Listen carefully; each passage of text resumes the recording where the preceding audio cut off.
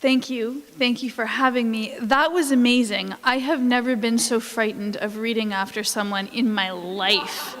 So I hope you'll all be kind. Okay, thank you for having me. I'm just gonna start. Yeah, that was amazing. Okay. So I'm gonna read from Other Houses. It's my second collection of poems. It was published by Brick earlier this year. And this is a lovely room. Oh, but I'm going to check the time first. The Pied Piper enchants the rats. Mutton, crumbs, rotted heart of the house, call you home. Gray smear of lard, stink end of cheese, call you home. The stuffing you rip from pillows, nest of sheets and goose down, call you home. I, peacock bright, needle sharp, red-heeled, bead-eyed, call you home. The churning whirls of the water, drops of water on your whiskers, rising water, call you home. Here is the water.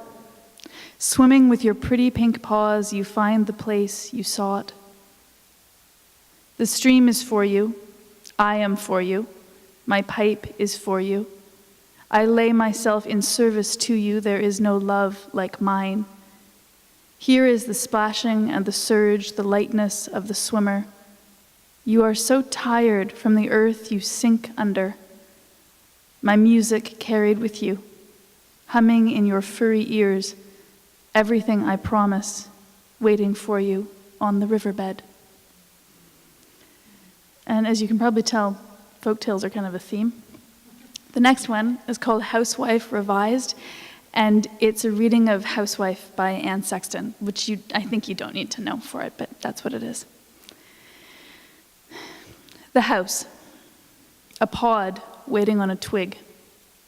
Patient spider, praying mantis, female legs rubbing dry sticks, cocoon, chrysalis, cockroach, rustling in the cupboard, embarrassment of scurrying disorder, that quick reflex at the sink when a centipede breaks stride out of the narrow drain. You pause, sluicing water down the dark coil after the 100 legs, watch the agony of drowning, feathering feet older than your first ancestor, so easily dismissed. The house knows you only in passing, impermanent invader, your children clattering on dirty stairs, curious shoes crowding the hall. The house will keep you. It will not remember you.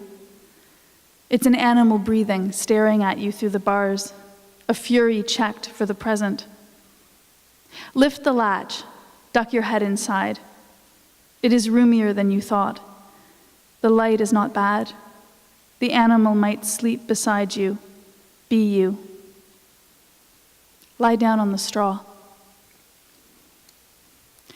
And this one is called Arthur Conan Doyle and Harry Houdini Share Breakfast. And they were friends, and I wrote this poem. I say this defensively. I wrote this poem before a crappy television series was made on that premise. So I feel like I have to say that. I think it's canceled now, but anyway, Arthur Conan Doyle and Harry Houdini share breakfast. Cunning man, and wise enough to keep up the patter, Doyle lays plots. Houdini listens, keeping his eyes somewhere else, pointing his host the wrong way. Look here, not here, where the trick nests. By the time the eye swerves back, it's done. What's meant to vanish has. The teaspoons are gone. Doyle is determined not to be hoodwinked, outwitted. He's canny, genial, disposed to liking the chicanery that lends itself to art. He blinks and his toast rack has evaporated. Both are too polite to mention this. Consummate gentlemen revisioning their ancestry, rueful Irishman, shamed Jew, knowing they may inherit through ostensible obedience, press hard on the mold, secretly break it. Doyle rises, coughing lightly, and flings the net. Houdini dodges, dives under the table, but his feet are already shackled. Doyle smiles, swilling laughter. Then sees appearing on the tablecloth among the china roses and the crumbs sudden other objects, sealed letter, straitjacket, noose. Pocket watch, death watch beetle, death's head. He ducks his head down just in time to see Houdini wriggle free, brandishing cuffs, whistling through the gap in his teeth. Cards erupt from the napkin holder. Tarot showing one or another face, empress and hanged man, world and fool. Staring over the muffins, eggs, bread and butter, they make a truce, saying nothing. Fear death by water, fear the end. Yet neither does, and so they nod, knowing that each may apprehend the other. Can you all, I feel like I'm bouncing off the mic, is it okay? Good? Okay, great. A partial list of people who have claimed to be Christ. I have an uneasy relationship to Wikipedia, and that is a really fun series of entries in which you can lose a huge amount of time. So a partial list of people who have claimed to be Christ is a poem series. This one is about a guy called Arnold Potter, who was born in 1804. He was part of a schismatic group of Mormons. He had a very small following. And then in 1872, he led them to the edge of a cliff, announced it was time to ascend to heaven, and jumped. Here we are, the cliff edge open before me. Do not crowd about me, or I will lose footing. I will not whisper. You shall hear me loud. Remember, baptized in Switzerland County, I shouted to heaven, and now heaven begins to shout back. I have marked my forehead, scored it over and over until the ink failed and I bled black. Written there, I am Potter Christ. You that are humbled may read. Others I cast down into hell. My followers are few, but our Lord had only 12, and one of them traitorous. My beloved children, the way up is narrow. I kiss your hearts, you robed men, women who have ceased to comb your hair. I myself have stopped shaving, it is unseemly. Let your beards droop in the mud. I bless the lice upon your scalps, the packed clay under your nails. Here in your sight I will ascend. Watch me leap. Only the ignorant will say I fell. Do not give in to despair if I seem to drop. Do not wail at the brokenness of my body. Do not take up combs or any work or busy yourselves with private sorrows. Preach in my stead, apostles. I will watch from heaven, laughing and laughing. Stand back. I sprout wings. And then he went. Amazing. Yeah. Okay. Pied Piper 2. The children leaving sing to their parents. Why are you surprised? We heard a singing in the wood. Our eyes are brighter than the rats. We too are built of curiosity and appetite. We vibrate what we touch.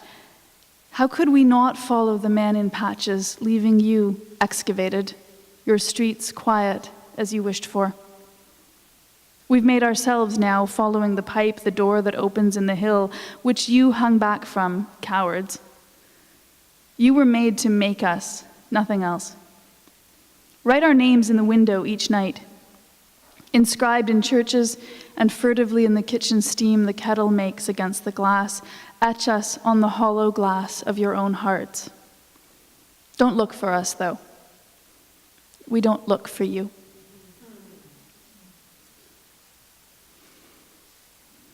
Mannequin.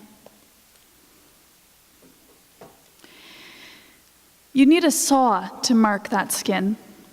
Stone god calcified to plastic, lips parted to breathe a rarefied flashbulb air.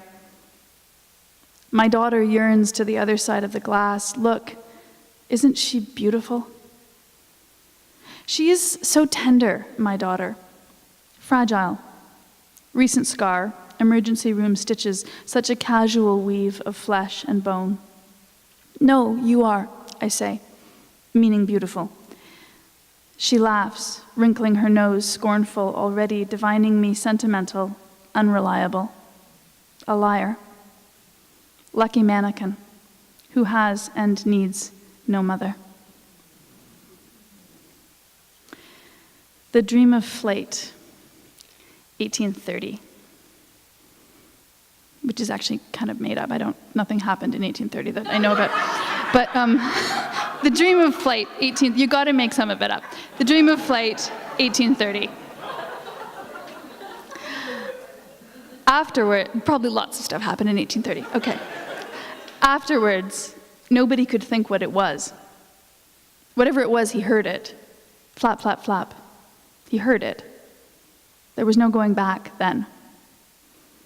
He built them at night, hoarded feathers, stiff goose, soft slaughtered rooster, rifling the ducks by the pond, chased the ravens and crows crying over the barn. He learned to sew, sister teased, until he made them. Midnight. Balanced on the rooftop, stars pulsing down, lonely boy scared of witches and the dark. The crash woke them all, falling over each other down the stairs, and there the body crazily skewed over the woodpile. Broken arms, feathers in his mouth, shuddering lips whispered, "I flew." The wrists heal crooked. The boy outgrows his shame. Superstitious, the family laugh themselves sick, hoping not to be cursed with too much longing.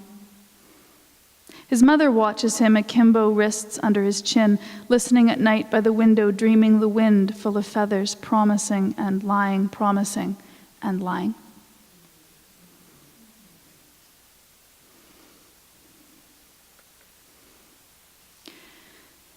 This one is called Providence, and it said, I am talking in this poem to a man who was a doctor for a swimmer called Jason Zerganos, whose heart stopped he was trying to swim the Irish Sea in 1958. This is real, I didn't make this up. And this doctor, in an attempt to save him, cut open his chest and massaged his heart. Didn't work, but this is me talking to the doctor. Nobody even remembers this man's name. It's probably somewhere, but Providence. What he attempted was not necessary. We are not necessary to the earth. The sea didn't require him. His hypothermic flesh, a pale stub, shallow on the surface. The water stayed gray, moving as interlocking plates of metal. His body a chink in armor that the arrow finds. When did he die? When we pulled him out, he was nearly dead, or was already. I have kept quiet about this. Who knows, even me, how to see the last breath, knowing it is the last. But I had to try, because I had watched him from the boat for 16 hours, when he was just a gas in the dark, when he spat blood, when he shot forward with the force of a blow to the head, his skin contracted over him, the salt burning all the soft tissue. We got him up on the deck. He poured fluid from his nose and mouth. I loved him. I was at a loss. He would seem nothing to these modern swimmers. Unphotogenic, unaided by science, flagging with late middle age, stamina the closest he came to beauty. Outline staining the space around him. The splutter that might have been a death rattle, or phlegm spuming from somewhere inside, his lungs unshriveling in the air. What did his heart feel like? Like any heart, like yours, stopped in your chest, or mine, which is also stopped now, as you must have guessed, I'm dead. The event unmarked in the New York Times or even the Greek papers. The man who opened in vain the chest of Jason Zerganos. It's not enough to merit my own obituary. I sliced him with a penknife, my bloody, bloody hands. We pumped toward the shore, the rain-shrouding cliffs. I addressed myself to the future. Nothing answered. What about the sea? It was rage and indifference before and after. It swung him through open water, past shoals, reefs, narrows, markers, anything that could help him to distinguish his body from what was outside it. He had nothing to go on, and yet he went. Underwater, there is nothing we can know. Nothing. I wish I had left his heart alone. For years after I woke with it smearing my hands, I weighed it, heavy as my wife's head or our child sleeping. If I'd just thrown him back overboard, only a body, heavy as a sack of wet flour, let him turn over and over in the wake of the boat, the water would have swelled him like a sponge, his limbs purple and green fronds, his hair colonized by fish, sediment settling through his pores and his feet woven with seaweed. I would envy him.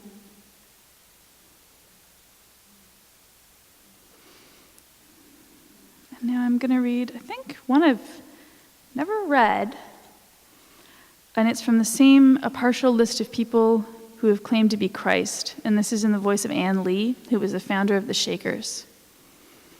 And she claimed that she had been examined before she left England and went to America by ministers of the Church of England, and that she'd spoken to them in tongues for 7 hours or something.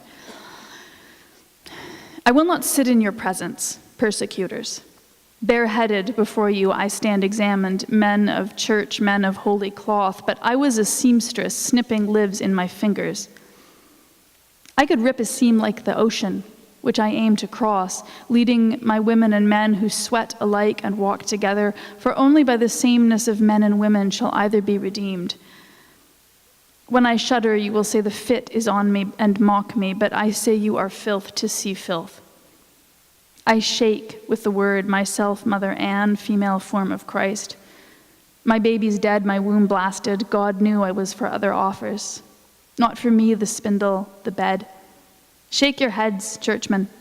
I see you titter as the rabble does. Do not touch me. I will burn your hands with holiness. Ask me any point of theology, and I will answer you in tongues. Cut mine out, I will speak. I will inherit. I will turn the world upside down. I think not to keep you too long. Good old Anne Lee.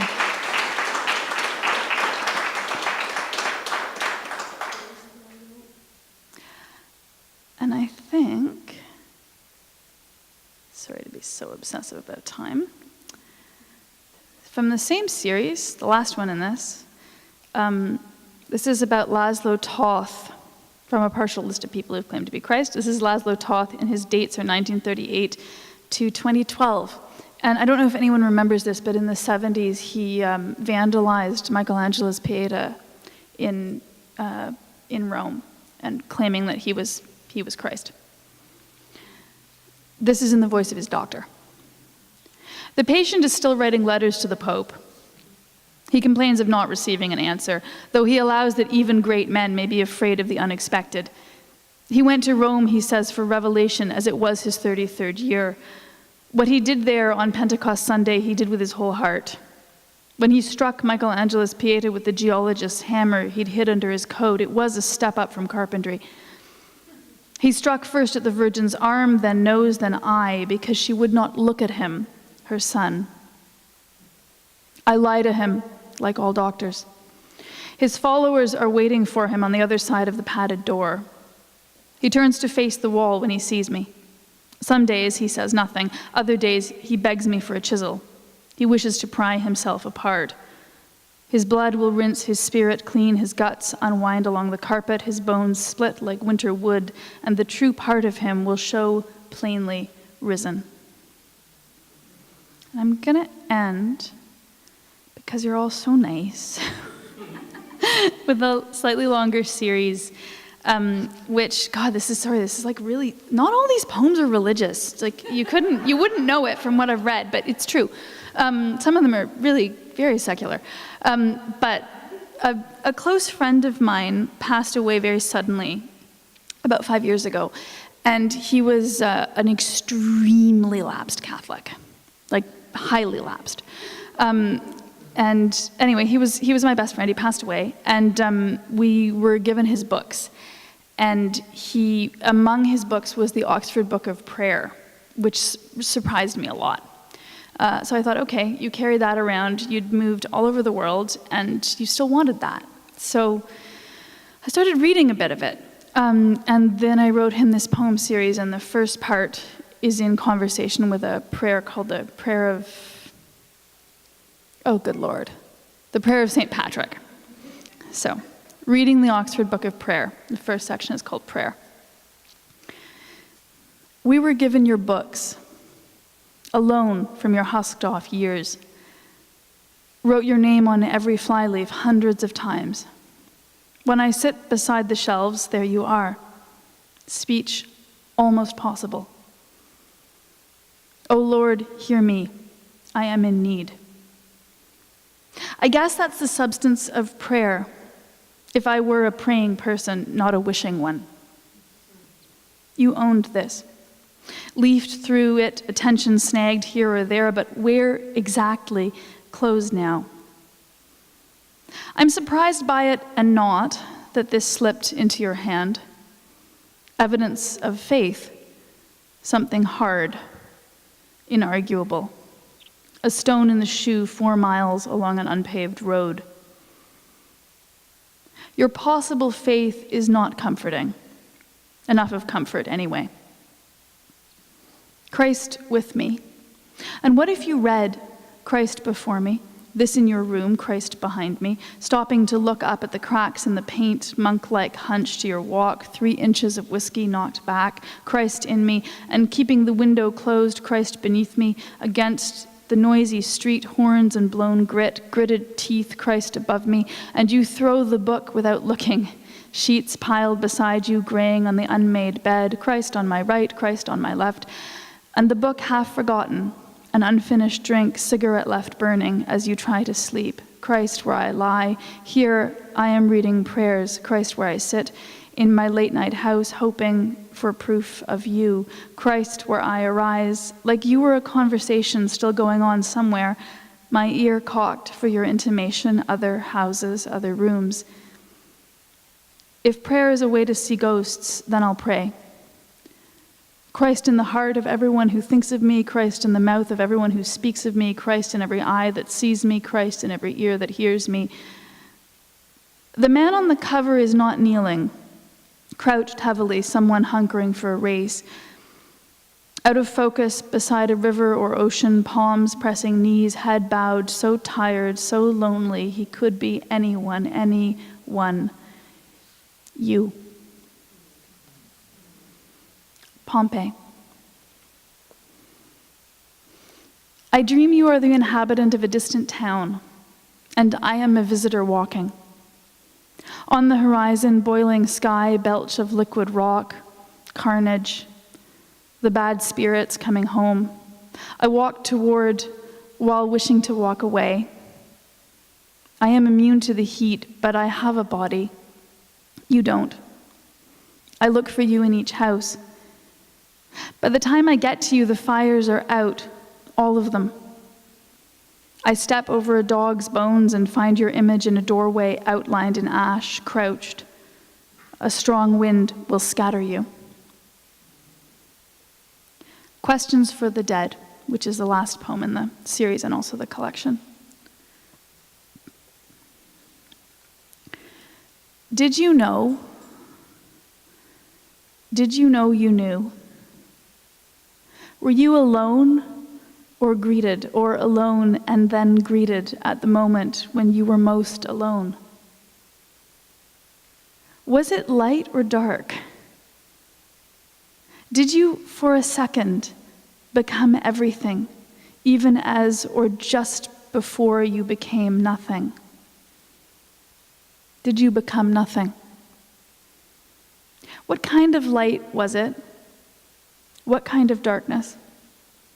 Did the light and dark have a taste and texture like food? Did the sky open or close? What was the first thing that happened after you were no longer afraid?